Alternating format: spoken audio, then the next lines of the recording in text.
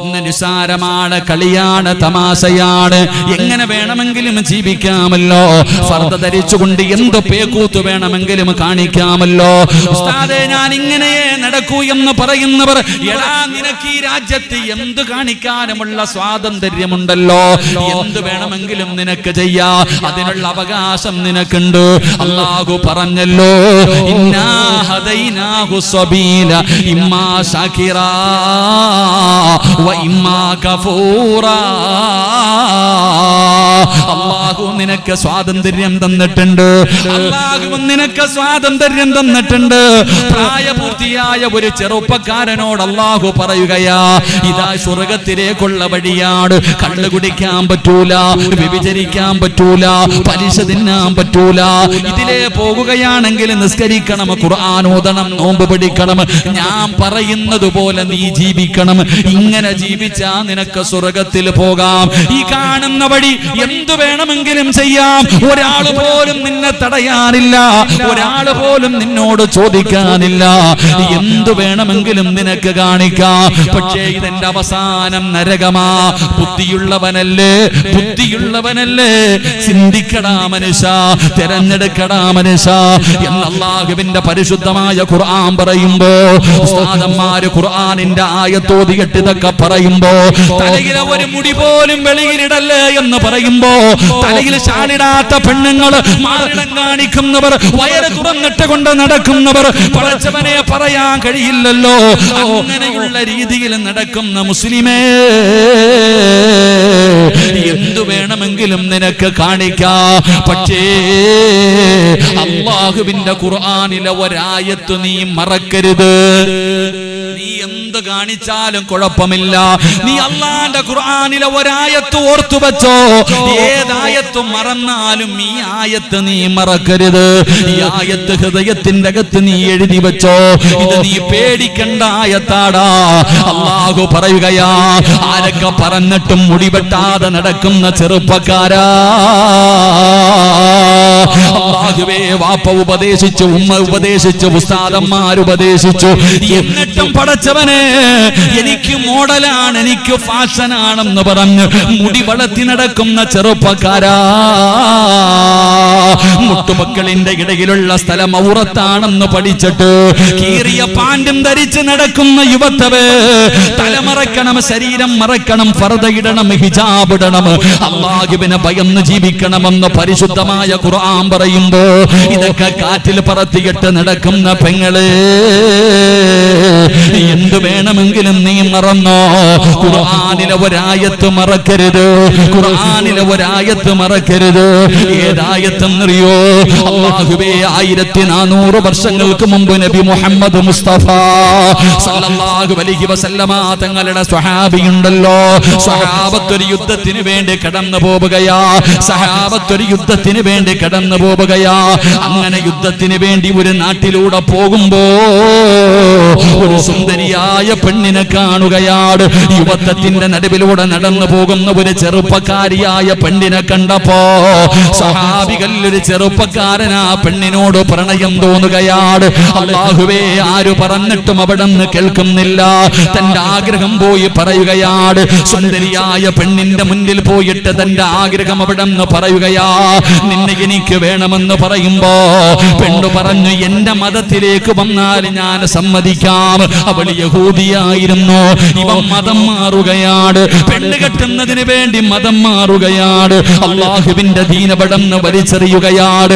ആരൊക്കെ പറഞ്ഞിട്ടും കേൾക്കാതെ അവിടെന്ന് മതം മാറി ആ പെണ്ണിനെ വിവാഹം കഴിച്ചു. എല്ലാവർക്കും വലിയ വിഷമമായി. ആ യുദ്ധം പോലും പരാജയപ്പെട്ടു പോയി. പടച്ചവനെ, കൊല്ലങ്ങൾ കഴിഞ്ഞു, വർഷങ്ങൾ കഴിഞ്ഞു. അന്ന് യുദ്ധത്തിന് വന്നിരുന്ന ഒരു സ്വഹാബി ആ നാട്ടിലൂടെ പോകുമ്പോ പണ്ട് മതം മാറിയ കൂട്ടുകാരനെ ഓർമ്മ വന്നു. അവനെ കുറിച്ച് അന്വേഷിക്കുകയാണ്. അവസാനം കണ്ടുപിടിച്ചു, തന്റെ പഴയ കൂട്ടുകാരനെ കണ്ടുപിടിച്ചു. അവിടെ നിന്ന് വിശേഷങ്ങൾ ചോദിച്ചു. അവസാനം ചോദിക്കുന്നു, ചെറുപ്പക്കാരാ,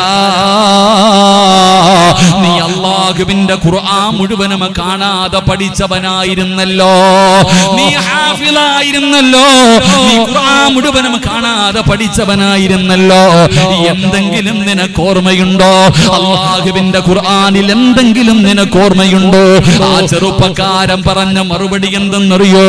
അല്ലാഹുവിന്റെ പരിശുദ്ധമായ ഖുർആനിലെ എല്ലാ സൂറത്തുകളും ഞാൻ മറന്നുപോയി, എല്ലാം ഞാൻ മറന്നുപോയി.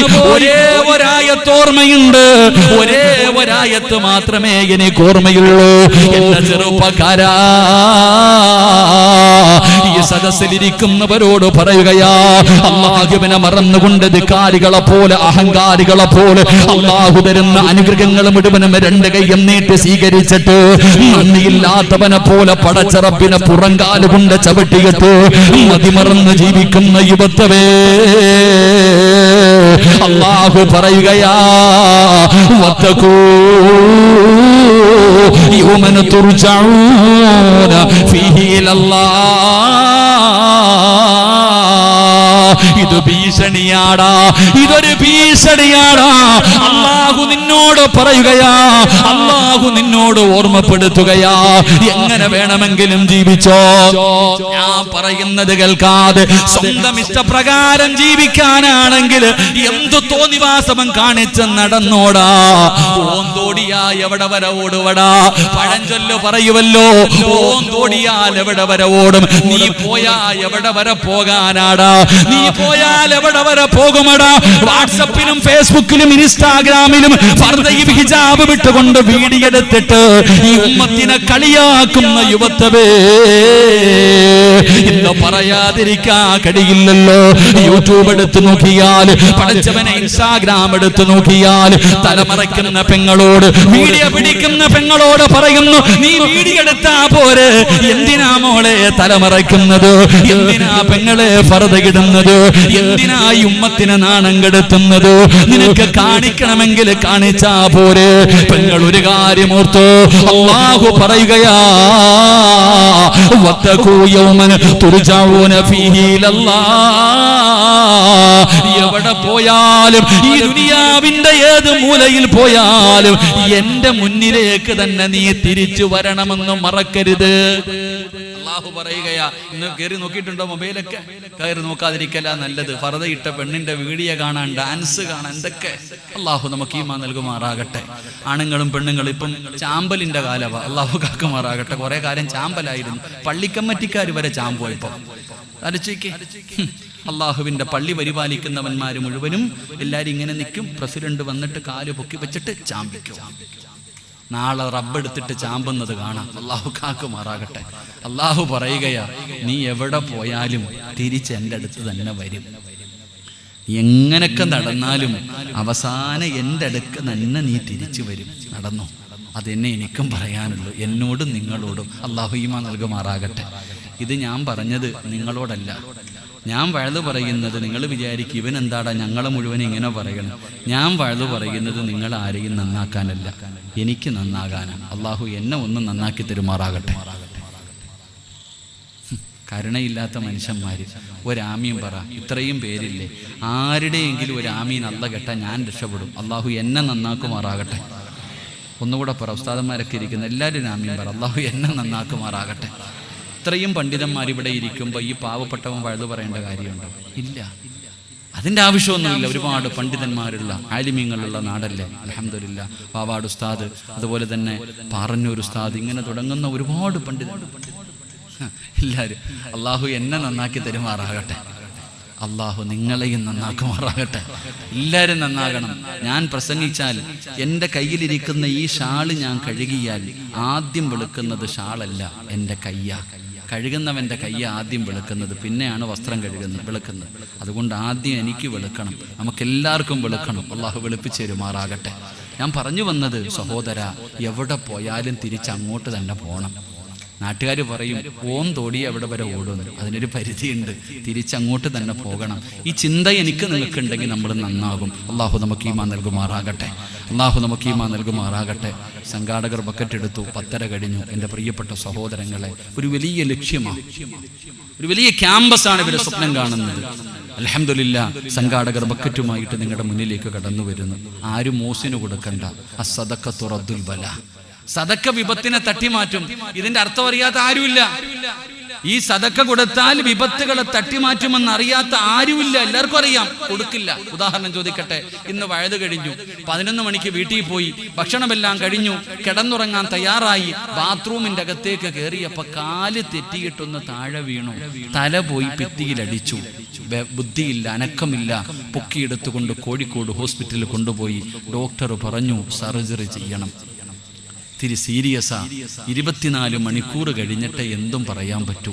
നാളെ രാവിലെ സുബഹിക്ക് പള്ളിയിലെ ഉസ്താദിൻ്റെ അടുക്കൽ വരുന്നു, കോളേജിൽ വരുന്നു. ഉസ്താദെ, മുത്തല്ലിമീങ്ങളെ വിളിച്ചിരുത്തിയിട്ടൊന്ന് ദുആ ചെയ്യിപ്പിക്കണം, 2000 രൂപ കയ്യിൽ. ഒരു സദക്ക കൊണ്ടുപോയി കൊടുത്തിട്ട് പറയാ, ഉസ്താദേ വാപ്പ വെന്റിലേറ്ററില്ല, ഐസിയുവില, രക്ഷപ്പെടാൻ വേണ്ടി ഒന്ന് ദുആ ചെയ്യണം. അപ്പൊ നിനക്കറിയാം സദക്ക കൊടുത്താൽ രക്ഷപ്പെടുമെന്ന്. അപ്പൊ അറിയാഞ്ഞിട്ടല്ല നിനക്ക്. അതുകൊണ്ടാണോ നബി തങ്ങൾ പറഞ്ഞത്, എന്തിനാ വീഴാൻ കാത്തിരിക്കുന്നേ, വീഴുന്നതിന് മുമ്പേ കൊടുത്താ പോരെ. സംഘാടകർ നിങ്ങളുടെ മുന്നിലേക്ക് കടന്നു വരുന്നു. അല്ലാഹുവിന്റെ റസൂൽ അവിടെന്ന് പറഞ്ഞു, സദഖത്തു റദ്ദുൽ ബലാ.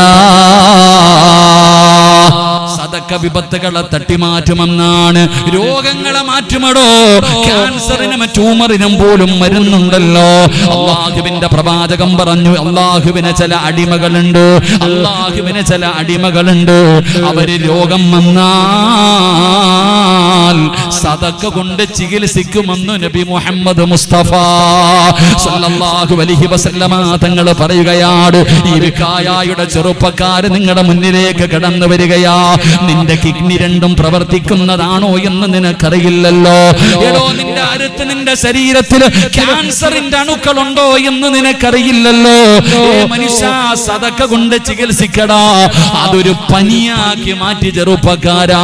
ഉപ്പമാരേ, അല്ലാഹുവിന്റെ മലക്കുകൾ നിന്റെ തലയുടെ മുകളിൽ കാത്തു നിൽക്കുകയാണ്. ഈ സംഘാടകർ നിന്റെ മുന്നിലേക്ക് കടന്നു വരുമ്പോ അല്ലാഹു തന്ന സമ്പത്തിൽ നിന്നൊരൽപ്പം നീ അതിനകത്തേക്ക് എടുത്തിട്ടാൽ അല്ലാഹുവിന്റെ മലക്ക് ദുആ ചെയ്യുകയാണ്. അല്ലാഹുവേ, നീ കൊടുത്തതിൽ പങ്ക് ഇതാ കൊടുത്തിരിക്കുകയാ. നീ മനുഷ്യന് ബറക്കത്ത് നൽകണേ അല്ലാ. ദുആ ചെയ്യുന്നത് ആലിമല്ല, ഹാഫിളല്ല, തങ്ങളല്ല, നബിയല്ല, അല്ലാഹുവിന്റെ മലക്കുകൾ ദുആ ചെയ്യുകയാ. ജനിച്ച കാലം മുതൽ മരിക്കുന്ന കാലം വരെ പാപം ചെയ്യാത്ത, പാപം പറയാത്ത, പാപം കാണാത്ത അല്ലാഹുവിന്റെ മലക്കുകൾ നിനക്ക് വേണ്ടി ദുആ ചെയ്യുകയാ. പോക്കറ്റിന്റെ അകത്ത് പൈസ വെച്ചിട്ട് ഉറക്കം നടിക്കുന്നവനെ, കാണാത്തവനെ പോലെ ഇരിക്കുന്നവനെ, അഭിനയിക്കുന്ന മനുഷ്യ,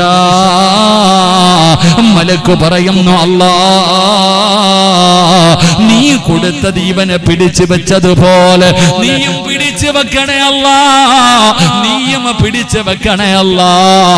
എന്തിനാ മോനെ ഇങ്ങനെ ഒരു ദുആ നീടുന്നത്? അതുകൊണ്ട് സംഘാടകർ വരികയാണ്. കയ്യിലുള്ളതെടുത്തോ, ഒരു നല്ല സദക്ക കൊടുത്തോ. ഇത് ജാരിയായ സദക്കയാ. ഇത് നിന്റെ ദുനിയാവും ആഖിറവും രക്ഷപ്പെടാനുള്ള വഴിയാ. അല്ലാഹുവേ, ആരെല്ലാം മനസ്സറിഞ്ഞുകൊണ്ടൊരു സദക്ക കൊടുക്കുന്നോ അവരുടെ ദുനിയാവും ആഖിറവും രക്ഷപ്പെടുത്തണേ അല്ലാ. അറുത്തു മുറിക്കുന്ന മാരക രോഗങ്ങളെ തൊട്ട് നീ കാക്കണേ അല്ലാ. ഏതെങ്കിലും മോശമായ രോഗങ്ങളുടെ അണുക്കള് ഈ സദക്ക കൊടുക്കുന്നവരുടെ ശരീരത്തിലുണ്ടെങ്കിൽ ഒരു ജലദോഷമാക്കി, ഒരു പനിയാക്കി മാറ്റണേ അല്ലാ.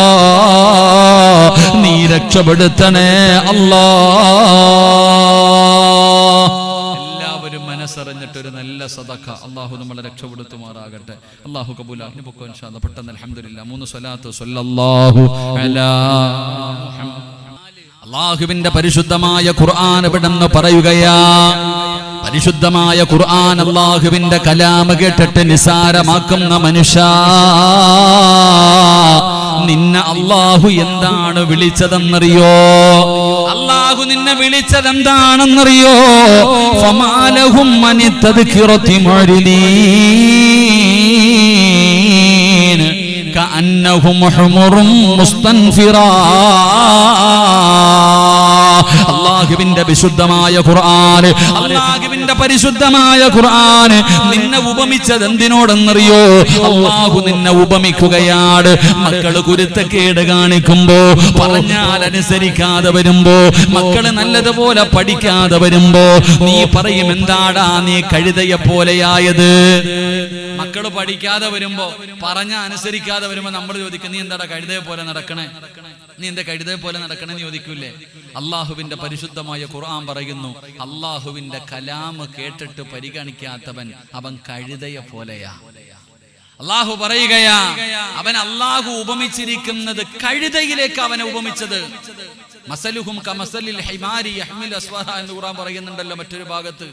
എടാ, ഇങ്ങനെ ഇത്രയും നല്ല കാര്യങ്ങൾ അള്ളാഹുവിന്റെ കലാം നിന്റെ മുന്നിൽ ഓതിക്കേൽപ്പിച്ചിട്ട് ഫമാലഹും അനിത്തദ്ഖറതി മുഅരിദീൻ കഅന്നഹും ഹുമുറും മുസ്തൻഫിറ. ഖുർആൻ ചോദിക്കുകയാ, കഴുതയെ പോലെ ആകരുത് നീ.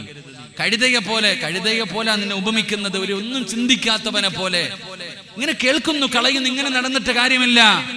എന്റെ പ്രിയപ്പെട്ടവരെ, അല്ലാഹുവിന്റെ പരിശുദ്ധമായ ഖുർആൻ അവിടുന്ന് ഉപമിക്കുകയാണ്. ഒന്നാമതായിട്ട് അല്ലാഹു ചോദിക്കുകയാ, നീയാണ് ഏറ്റവും വലിയ അക്രമി. രണ്ടാമത് അല്ലാഹു പറയുകയാ, നിന്റെ ഹൃദയത്തിന്റെ അകത്തേക്ക് ഹിദായത്തിന്റെ വെളിച്ചം കടന്നു പോകൂല. മൂന്നാമതായിട്ട് അല്ലാഹു പറയുകയാണ്, നിനക്ക് വേണ്ടി ഞാൻ കഠിനമായ ശിക്ഷ ഒരുക്കി വെച്ചിട്ടുണ്ട്. നാലാമതായിട്ട് അല്ലാഹു പറയുകയാ, മോനെ നിന്നെ കഴുതയിലേക്കാണ് അല്ലാഹു ഉപമിച്ചിരിക്കുന്നത്. അഞ്ചാമത്തെ കാര്യം എന്തെന്നറിയുമോ? ഒരെണ്ണം കൂടെ പറഞ്ഞിട്ട് നമുക്ക് ദുആ ചെയ്ത് പിരിയാ. അല്ലാഹുവിന്റെ പരിശുദ്ധമായ ഖുർആൻ അവിടുന്ന് പറയുകയാ, അഞ്ചാമത്തെ ശിക്ഷ എന്തെന്നറിയുമോ? അല്ലാഹുവിന്റെ ഖുർആൻ അവിടുന്ന് പറയുകയാ, വമൻ അഅറദ അൻ ദിക്രി ഫഇന്ന ലഹു മഈശതൻ ലൻകാ വനഹ്ശുറുഹു യൗമൽ ഖിയാമത്തി അഅമാ ഖാല റബ്ബി ലിമ ഹശർതനി അഅമാ വഖദ് കുന്തു ബസീറാ قال كذلك أتتك آياتنا فنسيتها وكذلك اليوم تنسى. എന്റെ പ്രിയപ്പെട്ടവരെ, നിർത്തുകയാണ്. എന്റെ പ്രിയപ്പെട്ടവരെ, അല്ലാഹു തരുന്ന അഞ്ചാമത്തെ ശിക്ഷ എന്തെന്നറിയുമോ? ഈ സദസ്സിലിരിക്കുന്ന പലരും ചോദിക്കുകയാണ്, എന്തേ ഉസ്താദേ എന്റെ കച്ചവടത്തിൽ ബർക്കത്തില്ലാത്തത്? എന്റെ കച്ചവടത്തിൽ ബർക്കത്തില്ലല്ലോ, സമാധാനമുള്ള ഒരു ജീവിതമില്ലല്ലോ, ഒരു ദിവസമെങ്കിലും സന്തോഷത്തോടെ കടന്നുറങ്ങണമെന്ന് ആഗ്രഹമുണ്ട് ഉസ്താദേ. എന്റെ കടം മാറുന്നില്ലല്ലോ, എന്റെ രോഗം മാറുന്നില്ലല്ലോ, എന്റെ കണ്ണുനീര് മാറുന്നില്ലല്ലോ, എനിക്ക് മക്കളെ കിട്ടുന്നില്ലല്ലോ, ജീവിതം മടുത്തു ഉസ്താദേ. ഇതെന്തൊരു ജീവിതമാ, ഇതെന്തൊരു ജീവിതമാ, മരിച്ചാ മതിയെന്ന് തോന്നുന്നില്ലേ മനുഷ്യ? അതിന്റെ കാരണമെന്തെന്നറിയുമോ? അതിന്റെ കാരണമെന്തെന്നറിയോ? അല്ലാഹുവിന്റെ ഖുർആൻ പറയുകയാ, അല്ലാഹുവിന്റെ ഖുർആനിനെ അവഗണിക്കുന്നവനെ നിന്റെ ദുനിയാവ് അല്ലാഹു ഇടുക്കമാക്കുമെന്ന് വിശുദ്ധ ഖുർആൻ. അല്ലാഹുവിന്റെ പരിശുദ്ധമായ ഖുർആൻ പറയുകയാ, സമാധാനമില്ല നമ്മളിൽ പലർക്കും. ഈ ഇരിക്കുന്ന 95% പേർക്കും സമാധാനമില്ല. എന്റെ പ്രിയപ്പെട്ടവരെ, കാരണമെന്തേ? ബർക്കത്തില്ലടോ ജീവിതത്തിൽ. എത്ര സമ്പാദിച്ചിട്ടും തികയുന്നില്ല. ആവശ്യത്തിന് ഭക്ഷണം കഴിക്കുന്നുണ്ട്, വയറ് നിറയുന്നില്ല. കെട്ടിയ പെണ്ണ് വീടിനകത്ത് കിടക്കുന്നുണ്ട്, അവളുടെ കൂടെ കടന്നിട്ട് തൃപ്തിപ്പെടാൻ പറ്റുന്നില്ല. ലക്ഷങ്ങളും കോടികളും ചെലവഴിച്ചു വീട് വെച്ചിട്ടുണ്ട്, എന്തു പ്രയോജനം? സമാധാനമില്ല. ഉസ്താദ്, ഇത് എന്ത് ജീവിതമായി എന്ന് ചോദിക്കുന്നവർ അള്ളാഹു നമുക്ക് ഈമാൻ നൽകുമാറാകട്ടെ. സമാധാനം കിട്ടാനുള്ള വഴികൾ ഖുർആൻ പറയുന്നുണ്ടല്ലോ. ഖുർആൻ പറയുന്നു സമാധാനം കിട്ടുന്ന വഴികൾ. ഒന്നാമത്തെ വഴി വീടെന്ന് പറഞ്ഞാൽ എന്താ? വീടെന്തിനാ നീ പണിതത്? അള്ളാഹുവിന്റെ വിശുദ്ധമായ ഖുർആൻ വീടിനെ കുറിച്ച് പറഞ്ഞത് എന്താ? നമ്മൾ വീട് പണിയുന്നുണ്ട്, ലക്ഷങ്ങൾ ചെലവഴിച്ച് വില കൂടിയ ഗ്രാനൈറ്റുകളും മാർബിളുകളും കൊണ്ടുവന്ന് വീട് പണിയുന്നല്ലോ. എന്തിനാ മോനെ? ചിലരുടെ ബെഡ്റൂമിന്റെ അകത്ത് കയറിപ്പോയാൽ 5 സ്റ്റാർ ഹോട്ടൽ പോലും തോറ്റുപോകും. അത്രയ്ക്കും മനോഹരം. എവിടെല്ലാം AC വെക്കാൻ പറ്റും അവിടെയൊക്കെ AC. എന്തൊക്കെ രീതിയിൽ അലങ്കരിച്ച് വീട് വെച്ചിരിക്കുന്നത്. സമാധാനം ഉണ്ടോ? ഇല്ല. വീടെന്ന് പറഞ്ഞാൽ എന്താ? വല്ലാഹു ജഅല ലക്കും മിൻ ബുയൂത്തിക്കും സകന. ഖുർആൻ പറയുന്നു, വീടെന്ന് പറഞ്ഞാൽ സമാധാനം തരുന്ന ഒരിടം. എന്നിട്ട് നിനക്ക് സമാധാനം ഉണ്ടോ? ഇല്ല. സമാധാനം കിട്ടാനുള്ള വഴി 2. കല്യാണം കഴിച്ച സമാധാനം കിട്ടുമെന്ന് അല്ലാഹുവിന്റെ വിശുദ്ധ ഖുർആൻ. അല്ലാഹു ഈമാൻ നൽകുമാറാകട്ടെ. ഉറക്കപ്പറ, സമാധാനം കിട്ടാനുള്ള 2ാമത്തെ വഴി എന്താ? സമാധാനം കിട്ടാനുള്ള 2ാമത്തെ വഴി എന്താ? പെണ്ണ് കിട്ടിയാൽ മതി. അല്ലാഹു ഈമാൻ നൽകുമാറാകട്ടെ. സമാധാനം ഉണ്ടോ? എന്ന് പെണ്ണ് കെട്ടിയോ അന്നത്തോടു കൂടി പോയി ഉസ്താദേ. എന്ന് ഞാൻ കല്യാണം കഴിച്ചു അന്നത്തോട് ഈ താത്താമാര് പറയുന്നത് ഞാൻ എങ്ങനെ നടന്നതാ എൻ്റെ പൊന്നു സിറാജ്. ആ മനുഷ്യൻ വന്ന് എന്നെ കെട്ടി അന്നത്തോടു കൂടി ഉള്ളതെല്ലാം പോയി. കല്യാണം കഴിച്ച സമാധാനം കിട്ടുമെന്ന് ഞാൻ പറഞ്ഞതല്ല, അള്ളാഹ് പറഞ്ഞതാ ഖുർആൻ. അള്ളാഹു നമുക്ക് ഈമാൻ നൽകുമാറാകട്ടെ. ജോളിയുടെ നാട് ഇവിടെ അടുത്തല്ലേ? ജോളിയുടെ നാട് ഇവിടെ അടുത്തല്ലേ? അള്ളാഹു നമ്മുടെ ഭാര്യമാരെ സ്വാലിഹത്തുകളാക്കി തരുമാറാകട്ടെ. ആമീൻ പറ. അള്ളാഹു നമ്മുടെ ഭാര്യമാരെ സ്വാലിഹത്തുകളാക്കി തരുമാറാകട്ടെ, നന്നാക്കി തരുമാറാകട്ടെ. ഓള് കണ്ടവന്റെ കൂടെ പോയി കിടന്നാൽ കേസില്ല, ചോദിക്കാൻ പോയാ നീ അകത്ത്. ഇതാ നിയമം. അള്ളാഹു നമ്മുടെ ഭാര്യമാരെയൊക്കെ നന്നാക്കി തരുമാറാകട്ടെ. സ്വർഗത്തിലും ഭാര്യമാരാക്കി തരുമാറാകട്ടെ. ദുനിയാവിലെ ഭാര്യയെ സ്വർഗത്തിലും ഭാര്യയായിട്ട് കിട്ടണമെന്ന് ആഗ്രഹമുള്ള ഭർത്താക്കന്മാരൊക്കെ ഒന്ന് കൈവയ്ക്കുക. ഞാൻ നോക്കണില്ല, കാരണം സ്റ്റേജിൽ ഇരുന്ന ആരും പൊക്കിയില്ല. പലരും കൈ പൊക്കണില്ല. ഉസ്താദന്മാരുടെ കാര്യം പോട്ടെ, അവരുടെ കാര്യം. പലരും കൈ പൊക്കിയില്ല. എന്തെന്നറിയോ? ഇവള് സ്വർഗത്തിലുണ്ടോ ഉസ്താദേ? ഇവിടെ തന്നെ ഞാൻ സഹിക്കണത് എങ്ങനെയാണെന്ന് എനിക്കറിയാം. ഇവള് സ്വർഗത്തിലുണ്ട്, ഞാൻ അങ്ങോട്ട് പോടില്ല എന്ന് പറയണേ. ഇതാണ് നമ്മുടെയൊക്കെ ജീവിതം. അള്ളാഹു നമ്മുടെ ഭാര്യമാരെയൊക്കെ നന്നാക്കി തരുമാറാകട്ടെ. സ്വർഗമൊന്നും അല്ലടോ, കുടുംബ ജീവിതമാണ് ഏറ്റവും വലിയ സ്വർഗം. ഏറ്റവും വലിയ, ഞാൻ ചോദിക്കുന്നത് ഏറ്റവും വലിയ സന്തോഷം എന്തെന്നറിയോ? നമ്മുടെയൊക്കെ ജീവിതത്തിലെ ഏറ്റവും വലിയ മോഹം സ്വർഗത്തിൽ പോകാനാണ്. അള്ളാഹു ഭാഗ്യം നൽകുമാറാകട്ടെ. എന്നാൽ സ്വർഗത്തിനെക്കാളും വലുതെന്തെങ്കിലും ഉണ്ടോ? സ്വർഗത്തിനെക്കാളും നിങ്ങൾ വിലയിരുത്ത്. ഞാനൊരു ചരിത്രം പറയാം. നമ്മുടെ പിതാവായ അബുൽ ബഷർ ആദം നബി അലിഹിസ്സലാം, ആദം നബി അലിഹിസ്സലാമിനെ അള്ളാഹു സൃഷ്ടിച്ചിട്ട് സ്വർഗത്തിൽ കയറ്റിവിട്ടു. ആദം നബിയെ സൃഷ്ടിച്ചിട്ട് അള്ളാഹു സ്വർഗത്തിന്റെ അകത്തേക്ക് കടത്തിവിട്ടു. ഖുർആൻ പറയുന്നില്ലേ ആദം നബി സ്വർഗത്തിലേക്ക് കടന്നുപോയ രംഗം? ആദം നബി ഇങ്ങനെ സ്വർഗത്തിലൂടെ നടക്കുകയാ. അള്ളാഹു ഇങ്ങനെ കണ്ട്, പടച്ചവനെ, മൂന്നാറ് വയനാട് ചുരം കയറി ഇറങ്ങാനില്ല, സ്വർഗത്തിലൂടെ ഇങ്ങനെ നടക്കുന്നുണ്ട് ആദം നബി. ആദം നബി ഇങ്ങനെ സ്വർഗത്തിലൂടെ നടന്ന് ഇങ്ങനെ പോകുമ്പോ അള്ളാഹു ഒരിക്കൽ ചോദിച്ചു, എന്തേ ആദവേ നിനക്കൊരു സന്തോഷമില്ലാത്ത? ഈ സ്വർഗത്തിൽ കൂടെ നടന്നിട്ട് നിനക്ക് എന്തേ ഒരു സന്തോഷമില്ലാത്ത? എന്താ നിനക്ക് പറ്റിയത്? എന്ത് പറ്റി നിന്റെ മുഖത്തൊരു പ്രയാസം പോലെ? ആദം നബി പറഞ്ഞ മറുപടി എന്തെന്നറിയോ? എന്തോ ഒരു കുറവുള്ളതുപോലെ, ഒറ്റയ്ക്ക് നടന്നിട്ടൊരു സുഖമില്ല അല്ലാഹ്. ആ ചങ്ങാതി പറഞ്ഞു ആലോചിക്കുക. ഇവിടെ സ്വർഗത്തിൽ കൂടെ നടക്കുന്ന ആദം നബി പറയുകയാ ഒറ്റയ്ക്ക് നടന്നിട്ടൊരു സുഖമില്ലെന്ന്. ഹവ്വാ റളിയല്ലാഹു തആല അൻഹയെ കൊടുത്തപ്പോൾ ആദം നബി പറഞ്ഞത് ഇപ്പോഴാണ് ജോറായെന്ന്. അല്ലാഹു ഈമാൻ നൽകുമാറാകട്ടെ. അതാണ് കുടുംബജീവിതം. അതാണ് കുടുംബജീവിതം. അതാ മനസ്സിലാക്കേണ്ടത്. കുടുംബജീവിതത്തിന്റെ വിലയും മഹത്വവും മനസ്സിലാക്കണമെങ്കിൽ ഈ ചരിത്രം പഠിച്ചാൽ മതി. അള്ളാഹു നമുക്ക് നല്ല ജീവിതം നൽകുമാറാകട്ടെ. 3 മക്കളുടെ മുഖത്ത് നോക്കിയാൽ സമാധാനം കിട്ടും. മക്കളുടെ മുഖത്ത് നോക്കിയാ അവന്റെ മുഖം ഓർക്കുമ്പോ തന്നെ സമാധാനം പോവാ. അല്ലാഹു അലം. കുളിയില്ല, നനയില്ല, മുടിയും വെട്ടൂല്ല. അവന്റെ അവസ്ഥ കണ്ട, ഏതെങ്കിലും അന്യവന്റെ മോനെ കണ്ട മോനെ എന്ന് പറഞ്ഞ് കളിപ്പിക്കും. സ്വന്തം മോനെ കണ്ട, കാരണം എന്തേ? അങ്ങനത്തെ കോലവാ നമ്മുടെ മക്കൾക്ക്. എടോ, നമ്മുടെ വീടിന്റെ അകത്ത് കയറിയാൽ ഇന്ത്യയും പാകിസ്ഥാനും പോലെ ഭാര്യയും ഭർത്താവും ഒരു ബെഡില്, ഒരു കട്ടിലില്, ഒരു പുതപ്പിന്റെ കീഴിൽ ചേർന്ന് കിടക്കുന്നു. എന്നാ ബദർ യുദ്ധം അതിനകത്ത്. ഭാര്യയും ഭർത്താവും കണ്ട അടിയോടടി. ഒരു ഉമ്മാടെ വയറ്റിൽ കിടന്ന മക്കളാ കടന്നിട്ട് കീരിയും പാമ്പിനെ പോലെ തല്ലുന്ന. എടാ, നിങ്ങൾ സഹോദരങ്ങളല്ലേടാ, എന്തിനാടാ ഇങ്ങനെ തല്ലണേ? എൻ്റെ പ്രിയപ്പെട്ടവരെ, അടിസ്ഥാനപരമായിട്ട് നമ്മുടെ വീടിന്റെ പ്രശ്നം ഞാൻ പറയാം. എന്തുകൊണ്ടാ? പൈസയ്ക്ക് കുറവില്ല, ആ സുഖത്തിന് കുറവില്ല, എല്ലാം നമുക്കുണ്ട്. പക്ഷെ സമാധാനം നമ്മുടെ വീടിനകത്തില്ല. അതിന്റെ അടിസ്ഥാനപരമായ കാര്യം എന്താ? അടിസ്ഥാനപരമായിട്ടുള്ള കാര്യം എന്താ? കന്നിമൂല ശരിയാകാത്തത് കൊണ്ടാണോ? വാതിൽ അങ്ങോട്ട് വന്നത് കൊണ്ടാണോ? അല്ലെങ്കിൽ റൂം ഇന്നതെടുത്ത് വന്നത് കൊണ്ടാണോ? അടുക്കള ഭാഗം ഇവിടെ ആയതുകൊണ്ടാണോ? 2 സെന്റ് ഉള്ളവൻ എന്ത് പോട്ട്, അള്ളാഹു ഈമാൻ നൽകും. ഞാനൊന്നും പറയണില്ല. പണ്ട് ഞാൻ അതിനെക്കുറിച്ചൊന്ന് പറഞ്ഞതിന് ഇപ്പോഴും കേട്ടുകൊണ്ടിരിക്കുക. അള്ളാഹു ഈമാൻ നൽകുമാറാകട്ടെ. കന്നിമൂല ഇല്ല എന്ന് ഞാൻ പറഞ്ഞില്ല. അള്ളാഹിന്റെ കഅബാലയത്തിന് പോലും കന്നിമൂലയുണ്ട്. കണക്കുകളില്ല എന്ന് ഞാൻ പറഞ്ഞില്ല. പക്ഷേ അത് മാത്രമായി പോകരുതെന്നാ പറഞ്ഞു. ചിലർക്ക് അത് മാത്രമേ ഉള്ളൂ. വാതിൽ ഇങ്ങോട്ടായതുകൊണ്ടാ ഉസ്താദ്, അങ്ങനെ വന്ന വല്ല പ്രശ്നമുണ്ടോ ഉസ്താദ്? ഇങ്ങനെ ഉസ്താദ് നീ പോയി കിടന്ന് ഇടിച്ചോണ്ടിരി, അതന്നെ നിന്റെ പണി, ഇടിയോടിടി. സത്യത്തിൽ അടിസ്ഥാനപരമായിട്ടുള്ള കാര്യം എന്താ? 5 സ്ഥലങ്ങളിൽ 5 കാര്യങ്ങളിരുന്ന് കരയും. 5 സ്ഥലങ്ങളിൽ 5 കാര്യങ്ങളിരുന്ന് കരയും. ആ കണ്ണുനീര് നിങ്ങൾക്ക് നല്ലതല്ല. അള്ളാഹു നമ്മളെ കാക്കുമാറാകട്ടെ. 5 സ്ഥലങ്ങളിൽ 5 കാര്യങ്ങളിരുന്ന് തേങ്ങുമെന്ന ആ തേങ്ങൽ നമുക്ക് നല്ലതല്ല. അള്ളാഹു നമ്മളെ കാക്കുമാറാകട്ടെ.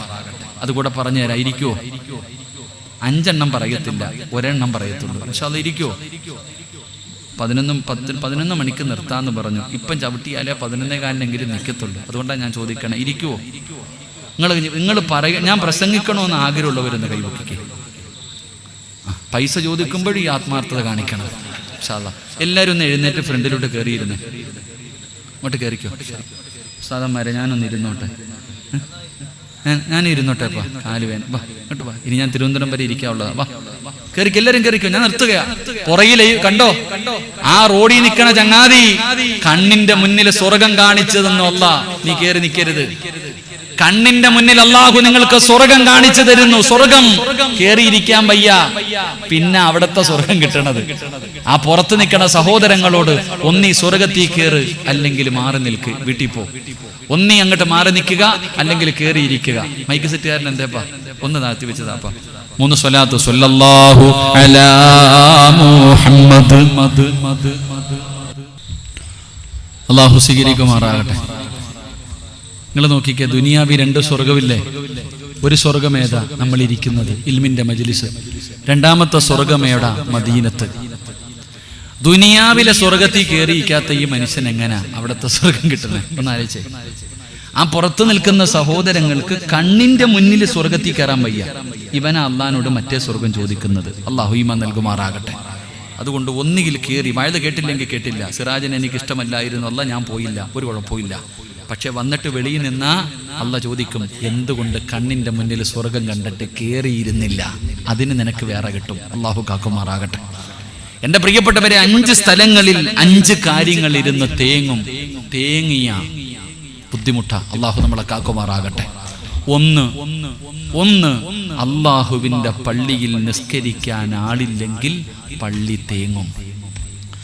അള്ളാഹുവിന്റെ പള്ളിക്കകത്ത് നമസ്കരിക്കാൻ ആളില്ലെങ്കിൽ പള്ളി തേങ്ങും. പള്ളി തേങ്ങിയ വാവാടുകാരറിയും. അള്ളാഹു കാക്കുമാറാകട്ടെ. അള്ളാഹു കാക്കുമാറാകട്ടെ. പള്ളിക്ക് നിസ്കരിക്കാൻ ആളില്ലെങ്കിൽ പള്ളി കരയും. പള്ളി കരഞ്ഞാൽ ആ നാട്ടുകാരറിയും. രോഗങ്ങൾ പടരുന്നുണ്ടോ, ദാരിദ്ര്യങ്ങൾ വരുന്നുണ്ടോ മനസ്സിലാക്കിക്കൊള്ളണം. പള്ളിയിൽ ആള് കുറഞ്ഞു, നിസ്കരിക്കാൻ പള്ളിയിൽ ആളില്ലാതെ വന്നാൽ ആ നാട്ടുകാരറിയും. അള്ളാഹു നമ്മളെ കാക്കുമാറാകട്ടെ. 2 ഖുർആൻ കരയും. അള്ളാഹുവിന്റെ വിശുദ്ധമായ ഖുർആൻ കരയും. എപ്പോ നീ ഖുർആൻ വീടിനകത്ത് നിരത്തി വെച്ചിട്ടുണ്ട്, തുറന്നിട്ടുണ്ടോ? ഇന്നത്തെ ദിവസം ഖുർആൻ കൈകൊണ്ട് തൊട്ടവരൊക്കെ ഒന്ന് കൈപൊക്കിക്കേ. അള്ളാഹു ഈമാൻ നൽകുമാറാകട്ടെ. ബാക്കിയുള്ളവർക്ക് സമയമില്ലായിരുന്നു. ഓതിയൊന്ന് ഞാൻ ചോദിച്ചോ? ഇല്ല. വീടിന്റെ അകത്ത് കൊണ്ട് ഇങ്ങനെ അലമാരിക്കകത്ത് നിരത്തി വെച്ചിരിക്കുന്നു. ഇത് 2085 പോയപ്പോ, ഇത് 90 പോയപ്പോ, ഇത് 92 ഉംറയ്ക്ക് പോയപ്പോ, ഇത് ഹജ്ജിന് പോയപ്പോ. എന്തിനാ കൊണ്ടുവന്ന് വെച്ചിരിക്കണേ? എടാ, ആ ചെലന്തി വലയെങ്കിലും ഒന്ന് തുടച്ചു കളയടാ. ഖുർആന്റെ മുകളിൽ കിടക്കണം. ടിവിയുടെ അടിയിലിട്ടിരിക്കുക, പുസ്തകത്തിന്റെ കൂടെ. പൊടി പോലും. ഞാൻ ഏതൊരു വീട്ടിൽ പോയപ്പോ പറഞ്ഞു, ഉസ്താദ് വലിയ ബുദ്ധിമുട്ട്, എന്തെങ്കിലും ഒന്ന് പറഞ്ഞതാ. ഞാൻ പറഞ്ഞു എനിക്ക് അറിയത്തില്ല. തങ്ങളോട് ചോദിച്ചാൽ പറയും, ഒന്ന് ഓതാൻ പറഞ്ഞ തങ്ങൾ പറയും എനിക്കറിയത്തില്ല. എൻ്റെ അടുത്ത് പറഞ്ഞു, ഉസ്താദ് എന്തെങ്കിലും ഒന്ന് പറഞ്ഞു, ഇവർ പുറകെ നടക്കാം. അപ്പൊ ഞാൻ പറഞ്ഞു, ഒരു ആയത്ത് പറഞ്ഞു കൊടുത്തു. അറിയത്തില്ല. ഞാൻ പറഞ്ഞു ഖുർആൻ എടുത്തുകൊണ്ട് വരാൻ. ഖുർആൻ കൊണ്ട് തന്നപ്പോ പടച്ചവനെ അതിനകത്തുനിന്ന് ഉറുമ്പ് ഇങ്ങനെ പോവാ. കൊച്ചുറുമ്പുണ്ടല്ലോ, അല്ലാഹുവേ തുറന്നിട്ട് മാസങ്ങളായി. അല്ലാഹുവേ പടച്ചവനെ, പരിശുദ്ധമായ ഖുർആൻ നമ്മുടെ വീടിനകത്തുണ്ട്, തുറക്കുന്നില്ല.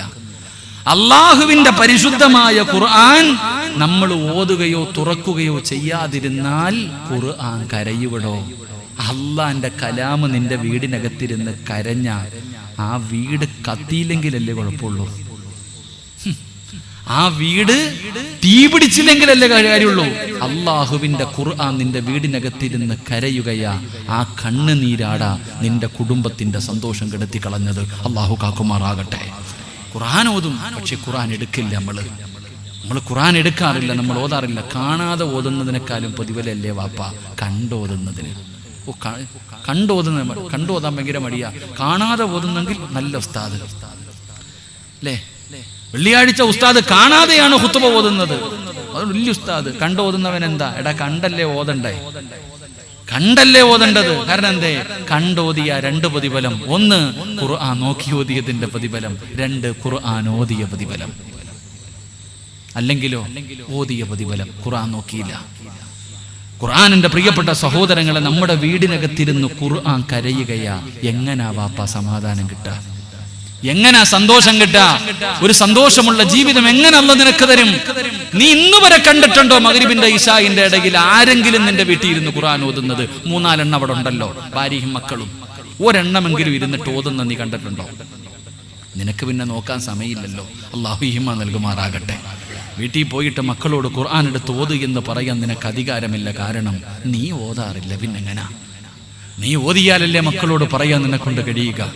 ഒരു ഉമ്മ തന്റെ മക്കളോട്, മക്കളെ വെള്ളിയാഴ്ച രാവാ മഗ്രിബിന്റെ നിസ്കാരം കഴിഞ്ഞ് ഖുർആൻ ഓതുന്ന ഉമ്മയ്ക്ക് പറയാൻ അധികാരമില്ലല്ലോ. കാരണം ഉമ്മ ടിവിയുടെ ഫ്രണ്ടിൽ സീരിയൽ കണ്ടുകൊണ്ടിരിക്കല്ലേ. ഉമ്മ ആദ്യം നന്നാവും, പിന്നെ ഞാൻ നന്നാകാം. അതാ നമ്മുടെ വീടിന്റെ അവസ്ഥ. ഞാൻ പറഞ്ഞു വന്നത്, നമ്മുടെ വീടിനകത്ത് സമാധാനമില്ലാത്തതിന്റെ ഒന്നാമത്തെ കാരണം ഖുർആനിന്റെ കണ്ണുനീരാ. അള്ളാഹു നമ്മളെ കാക്കുമാറാകട്ടെ. അള്ളാഹു നമ്മളെ കാക്കുമാറാകട്ടെ. അതുകൊണ്ട് ഞാൻ പറഞ്ഞത്, അള്ളാഹുവിന്റെ വിശുദ്ധമായ ഖുർആൻ, അള്ളാഹുവിന്റെ പരിശുദ്ധമായ കലാം ഒരു ചെവിയിലൂടെ കേട്ട് മറു ചെവിയിലൂടെ കളഞ്ഞാൽ, അതിനെ പരിഗണിക്കാതെ വന്നാ അള്ളാഹു നിന്റെ ജീവിതം അങ്ങിടുക്കമാക്കുകയാ.